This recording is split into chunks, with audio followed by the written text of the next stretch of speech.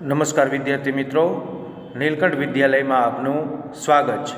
આજે આપણે ધોરણ 6 વિષય સામાજિક વિજ્ઞાન કે જેની અંદર આપણે ચેપ્ટર નંબર 12 ચાલો નકશો સમજીએ બરાબર એની વાત કરતા હતા, જેમાં નેક્સ્ટ આપણે 2 લેક્ચરનો અભ્યાસ કરી ગયા છે।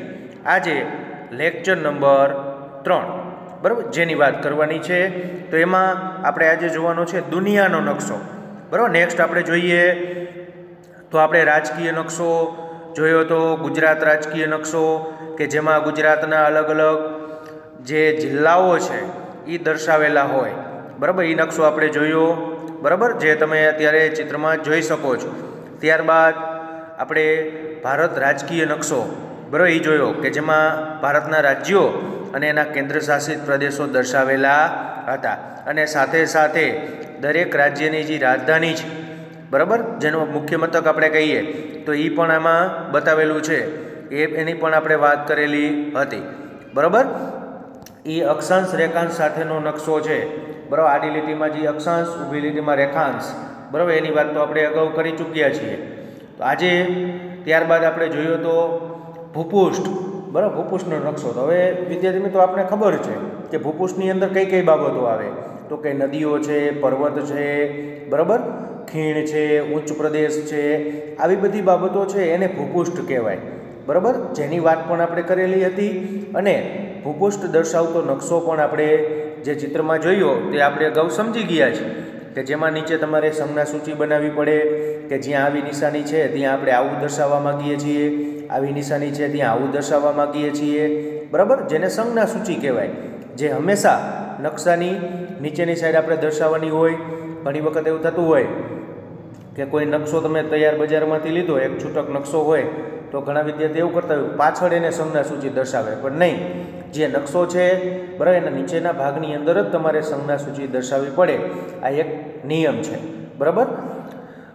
તમારે તો અત્યારે તો કોઈ નકશા પૂછાતા નથી પરીક્ષામાં, 10મા ધોરણની અંદર 4 ગુણમાં નકશો પૂછાય છે કે જેમાં એક વિગત તમારે દર્શાવવાની હોય એના 1 ગુણ, એટલે 4 વિગત દર્શાવો એટલે 4 માર્ક, આ રોકડિયા માર્ક કહેવાય બરાબર। તમને એમ પૂછે કે આ નદી છે એ દર્શાવો, અથવા નદી ઉપરનો બંધ કહીએ, દાખલા તરીકે નર્મદા નદી ઉપરનો બંધ સરદાર સરોવર બતાવો, તો તમારે નર્મદા નદી દર્શાવી બરાબર, કે જેની નિશાની સર્વમાન્ય અમુક સંજ્ઞા હોય, દાખલા તરીકે આ નદી છે તો નદી વચ્ચેનો બંધ, તો તમારે આવી રીતે દર્શાવવાનું થાય બરાબર, નદી ઉપરનો બંધ બરાબર। પછી કોઈ પર્વત કહીએ તો એ તમારી નિશાની જે દર્શાવી હોય, જ્યાં દાખલા તરીકે હિમાલય પર્વતની કહીએ તમને વિસ્તાર બરાબર, તો એ તમારે દર્શાવી દેવાનો અને નીચે સંજ્ઞા સૂચિમાં લખવાનું કે આ પર્વત બરાબર, કે જેવું તમે હોય આ નિશાની કરી હોય તમારે સંજ્ઞા સૂચિમાં લખવી પડે, પણ અમુક એમાંથી સર્વમાન્ય સંજ્ઞાઓ છે। દાખલા તરીકે વાત કરીએ આપણે તો રેલવેની બરાબર, તો રેલવેની વાત કરીએ તો રેલવેની અમુક સર્વમાન્ય સંજ્ઞા છે, તો રેલવેની તમારે દર્શાવવું હોય કોઈ રેલમાર્ગ, તો એમાં આવી નિશાની કરવી પડે બરાબર, રેલવેના જે આપણે પાટા કહીએ છીએ એ બરાબર, એ સર્વમાન્ય સંજ્ઞા કહેવાય બરાબર। તો આવી સર્વમાન્ય સંજ્ઞાઓ વિશેની વાત પણ હવે આગળ આવશે, પણ આ તો ખાલી એક ભૂપૃષ્ઠનો નકશાની વાત આવી હતી એટલે ત્યારે તમારી સમજૂતી માટે વાત કરી બરાબર। હવે સંજ્ઞા સૂચિ વિશે તમે સમજી ગયા હશો। ત્યારબાદ આવે છે દુનિયાનો નકશો બરાબર, તો દુનિયાનો જે નકશો છે બરાબર, એમાં પણ આપણે તમે જોઈ શકો છો અક્ષાંશ રેખાંશ આપેલા છે અક્ષાંશ રેખાંશ, જો એમાં ઉપરની સાઈડ તમને પણ ઉપરની સાઈડે દર્શાવેલા હોય, પણ એ આપણે અડધી જ આકૃતિ આપણે આપેલી છે એટલે આપણે જોઈ શકતા નથી બરાબર। અક્ષાંશ રેખાંશવાળો નકશો હોય છે, એમાં આપણે જો અહીંયા ઉપરની સાઈડ દર્શાવેલા જ છે બરાબર। હવે આપણને ખબર છે, આપણે ભણી ગયા છીએ કે આડી લીટીમાં જે દર્શાવે એને અક્ષાંશ કહેવાય, ઊભી લીટીમાં હોય એને રેખાંશ બરાબર। આમ આડી લીટી હોય તો એને અક્ષાંશ, આમ ઊભી લીટી હોય તો એને રેખાંશ બરાબર।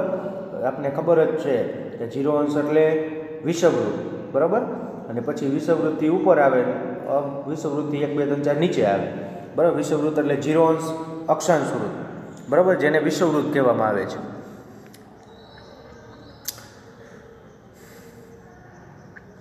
ત્યારબાદ હવે દુનિયાના નકશાની અંદર આપણે જોઈએ તો દુનિયાના દેશો દર્શાવેલા હોય બરાબર, જેની અંદર આપણે જોઈ શકીએ જે ખંડો ઉત્તર અમેરિકા ખંડ, આફ્રિકા ખંડ, દક્ષિણ અમેરિકા, યુરોપ, એશિયા। હવે એશિયા ખંડમાં આપણું ભારત આવે બરાબર, ખંડ દર્શાવેલા છે, આ એશિયા ખંડ છે ગ્રીન કલરનો, એમાં આપણું ભારત, એટલે આ ભારત છે જો બરાબર. તો દુનિયાના નકશામાં બરાબર ખંડ દર્શાવેલા હોય એની મદદથી આપણે કોઈ પણ માહિતી જોતી હોય તો આપણે મેળવી શકીએ, એનું ખબર પડે કે એનું સ્થાન ક્યાં છે. બરાબર. હવે એમાંય આપણે જોવું પડે કે આ ઉપરનો ભાગ છે, બરાબર, ઉપરનો ભાગ એને આપણે ઉત્તર ધ્રુવત કહીએ છીએ. બરાબર. આ ઉત્તર ધ્રુવત, આ 0 અંશ છે એ વિષુવવૃત્ત. જો બે બાજુ 0 અંશ હશે, આ વિષુવવૃત્ત એટલે વચ્ચેનો ભાગ થયો. બરાબર. આ બાજુ સરખું છે, દુનિયાના આ બાજુ સરખું છે. બરાબર. એવી રીતે 0 અંશ છે એ વિષુવવૃત્ત આપણે કહીએ છીએ. પછી ઉપર ઉત્તર ધ્રુવતની વાત કરીએ તો અહીંયા નીચે દક્ષિણ ધ્રુવત આવે. બરાબર. એ બધા છેવાડાના જો એન્ટાર્કટિકા ખંડ આવેલો છે એકદમ ઠંડો. બરાબર. કે જ્યાં રહેવું પણ મુશ્કેલ પડે, કારણ કે અહીંયા સૂર્યના કિરણો હંમેશા કેવા પડે છે? ત્રાંસા. એટલા માટે હવે અહીંયા વચ્ચે જો સૂર્યનું સ્થાન હોય તો અહીંથી આમ સીધા પડશે આમ, તો અહીંયા તો કેવા હાવ ત્રાંસા પડે, અહીંયા ઉપર એમ. એટલે અહીંયા ઉત્તર ધ્રુવત જ્યાં આપેલું છે, બરાબર, ઉત્તર ધ્રુવત જ્યાં આવે અહીંયા સૂર્યના કિરણો ત્રાંસા પડે, એટલે અહીંયા છે એકદમ ઠંડુ વાતાવરણ રહીએ, અને નીચે દક્ષિણમાં એવું જ રહીએ. બરાબર. એ પણ આપણે જોઈએ. ત્યારબાદ ભારતમાં નકશાઓ બનાવતી મુખ્ય 3 સંસ્થાઓ છે. આના વિશે ખાસ સમજૂતી મેળવી લેજો. બરાબર. નેટમો સંસ્થા, બરાબર, NATMO, નેટમો એટલે નેશનલ એટલાસ થેમેટિક મેપ ઓર્ગેનાઇઝેશન. બરાબર. નેટમોનું પૂરું નામ. આ તમારે એક ગુણમાં પ્રશ્ન છે, ખાસ ધ્યાન રાખજો. આ વસ્તુ સમજવા જેવી. નેટમો, નેશનલ એટલાસ થેમેટિક મેપ ઓર્ગેનાઇઝેશન. બરાબર. આ સંસ્થા કલકત્તામાં આવેલી છે. તે વિતરણ દર્શાવતા નકશાઓનું નિર્માણ કરે છે, નકશાઓ બનાવે છે. ત્યારબાદ NRSA, national remote sensing agency. બરાબર. આ સંસ્થા હૈદરાબાદમાં આવેલી છે. આ સંસ્થા પણ ખાસ યાદ રાખજો કે આ બીજી સંસ્થા, બરાબર, નેશનલ રિમોટ સેન્સિંગ એજન્સી જે હૈદરાબાદમાં આવેલી છે, તે ઇસરો દ્વારા અવકાશમાં સ્થાપિત ઉપગ્રહો દ્વારા લેવાયેલી તસવીરથી નકશાઓ તૈયાર કરે છે. બરાબર. NRSA સંસ્થા શું કામ કરે છે? તો કે આપણી જે અવકાશ માટેની જે સંસ્થા છે ઇસરો, બરાબર, ઇસરો દ્વારા ઉપગ્રહ દ્વારા જે દુનિયાની જે તસવીરો લેવાની હોય, બરાબર, એ તસવીરો ઉપરથી નકશાઓ બનાવવાનું કામ કરે છે. બરાબર. અલગ અલગ બધાનું કામ છે, જોજો. ત્યારબાદ સર્વે ઓફ ઇન્ડિયા. આ સંસ્થા દહેરાદૂન ખાતે આવેલી છે. ક્યાં આવેલી છે? દહેરાદૂનમાં. આ સંસ્થા નકશા નિર્માણ અને તેના ઉપયોગ માટેની મંજૂરી આપે છે. કે સર્વે ઓફ ઇન્ડિયા છે એ દહેરાદૂનની અંદર આવેલી છે, અને આ સંસ્થા નકશા નિર્માણ અને તેના ઉપયોગ માટેની મંજૂરી આપે છે. એના ઉપયોગ માટેની આપણે ઉપયોગ કરવો તેની મંજૂરી લેવી પડે. આપણા પાઠ્યપુસ્તકના નકશા આ સંસ્થા દ્વારા પ્રમાણિત કરેલા છે. નકશો હંમેશા પ્રમાણિત હોવો જોઈએ. જો યોગ્ય સ્કેલ માપવાળો હોય, બરાબર, આપણે અગાઉ ભણી ગયા હતા જેમાં વાત કરેલી હતી કે સ્કેલ માપ દર્શાવેલો હોય તો તમારે નકશો દોરેલો હોય તો નીચે સ્કેલ માપ દર્શાવવા પડે. કે દાખલા તરીકે 1 સેમી બરાબર આપણે 100 કિલોમીટર લીધું છે, એમ એક્ઝામ્પલ. બરાબર. તો આવું લખવું પડે કે આપણે અહીંયા 1 સેમી બરાબર 100 કિલોમીટર લખેલું છે, બરાબર, દર્શક. એ ખાસ જોવું પડે તો જ આપણો પ્રમાણ માપવાનો નકશો કહેવાય. આડે દોડે એમને લીટી દોરી નાખો તો ન હાલે. બરાબર. એનું અંતર આપણે પેન્સિલ સ્કેલથી માપતા હોય તો ખબર પડી જાય 1 સેમી એટલે હકીકતમાં એ પૃથ્વી ઉપર ભૌગોલિક અંતર કેટલું થાય? 100 કિલોમીટર થાય.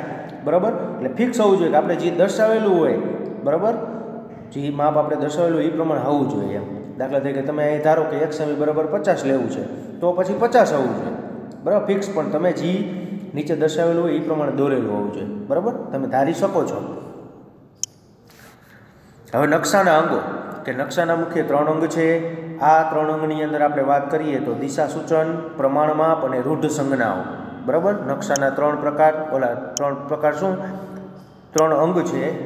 એ ખાસ એના વિશેની વાત કરવાની છે. જોઈએ આમાં કે નકશાના 3 અંગ કે જેમાં દિશા, પ્રમાણ માપ અને રૂઢ સંજ્ઞા, આ ત્રણેય વસ્તુ યાદ રાખવાની. નકશાના અંગ કેટલા? 3. દિશા સૂચન, પ્રમાણ માપ અને રૂઢ સંજ્ઞા. બરાબર. હવે એની અંદર આપણે વાત કરીએ દિશા સૂચનની, તો સૌપ્રથમ તમે ગમે તે નકશો દોરેલો હોય તો એમાં તમારે એક દિશા બતાવવી પડે છે. દાખલા તરીકે તમે જોજો નકશાના ખૂણા ઉપર આમ એરો કરેલો હોય અને લખેલું હોય ઉ, તો એ તમારે કઈ દિશા થઈ? ઉત્તર દિશા. બરાબર. આવું દર્શાવેલું હોવું ફરજિયાત છે. બરાબર. આમાં જો અહીંયા આપેલું છે, બરાબર, એ દિશા તમને બતાવે છે, એ દિશા સૂચન છે. નીચે દરેકમાં દર્શાવેલું હોય જ. જો આ રહ્યું છે તો એ દિશા સૂચનનું નિશાની છે, એમાં ઉ લખેલું છે પણ આપણે સ્પષ્ટ વચાતું નથી. આ એરો દોરેલો છે અને ઉ લખેલું છે, એટલે એ કઈ દિશા ગણવાની? ઉત્તર દિશા. ચાલો દિશા સૂચનની વાત કરીએ. સામાન્ય રીતે તમે નકશામાં અવલોકન કરો છો ત્યારે તમે ચિહ્ન, બરાબર, જે એરો કરેલું ચિહ્ન છે એન નીચે લખેલું હોય, આપણે અત્યારે હમણાં બે નકશામાં જોયું એ પ્રમાણે, બરાબર, જુઓ છો આ તીરનું નિશાન ઉત્તર દિશાનો સંકેત કરે છે. આવું તીર દોરેલું હોય, નીચે એન લખેલું હોય એટલે ઉત્તર દિશા થઈ, બરાબર. જ્યારે તમને ઉત્તર દિશાનું જ્ઞાન હોય તો અન્ય બીજી દિશાઓ પણ તમે નક્કી કરી શકો છો. તમે ઉગતા સૂર્ય સામે મુખ રાખીને ઊભા રહો તો તમારો ડાબો હાથ ઉત્તર દિશા બાજુએ અને જમણો હાથ દક્ષિણ દિશા બાજુએ આવશે, બરાબર. તમે દાખલા તરીકે તમારે દિશા શોધવી હોય તો તમે ઉગતા સૂર્ય સામે ઊભા રહ્યો, મોઢું બરાબર એક્ઝેક્ટ એ બાજુ રાખવાનું, એટલે એ બાજુ મોઢું રાખો અને તમારો ડાબો હાથ જે દિશામાં હોય એ દિશા કઈ થઈ? ઉત્તર દિશા થઈ. અને તમારો જમણો હાથ જે બાજુ હોય એ કઈ થઈ? દક્ષિણ દિશા. પછી ઉત્તર દક્ષિણ મળી જાય એટલે પૂર્વ પશ્ચિમ તો તમને મળી જ જાય, બરાબર. તમે ઉગતા સૂર્ય સામે ઊભા છો તે તમારી પૂર્વ દિશા છે અને પીઠ બાજુની દિશા છે એ કઈ દિશા થાય? પશ્ચિમ દિશા, બરાબર. ઉગતા સૂર્ય સામે તમે ઊભા રહ્યો અને તમારો ડાબો હાથ હોય એ ઉત્તર દિશા, તમારો જમણો હાથ હોય એ દક્ષિણ દિશા, અને તમે જે બાજુ સૂર્ય ઉગ્યો છે ને એ બાજુ મોઢું રાખ્યું છે એ દિશા કઈ થઈ?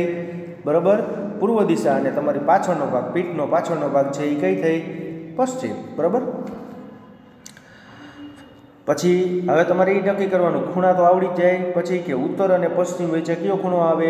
વાયવ્ય. ઉત્તર અને પૂર્વ વચ્ચે ઈશાન ખૂણો, પૂર્વ અને દક્ષિણ વચ્ચે અગ્નિ ખૂણો, અને પશ્ચિમ અને દક્ષિણ વચ્ચે નૈઋત્ય, બરાબર. આ પણ તમે સારી રીતે તમે મેળવી શકો છો.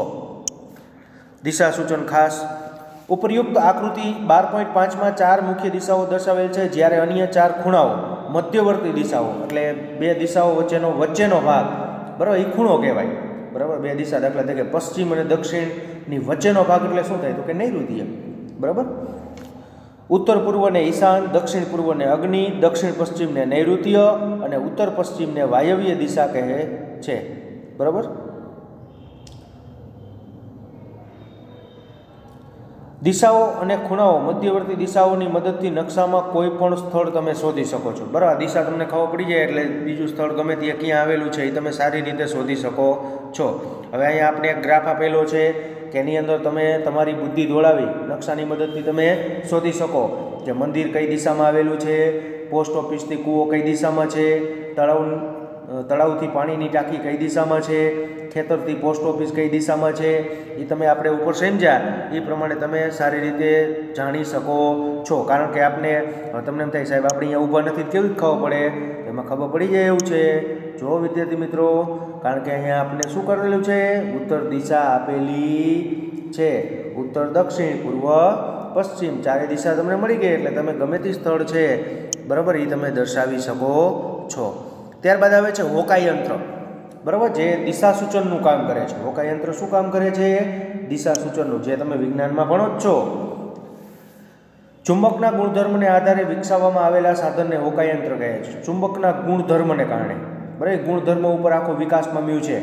કેવું? હોકાયંત્ર.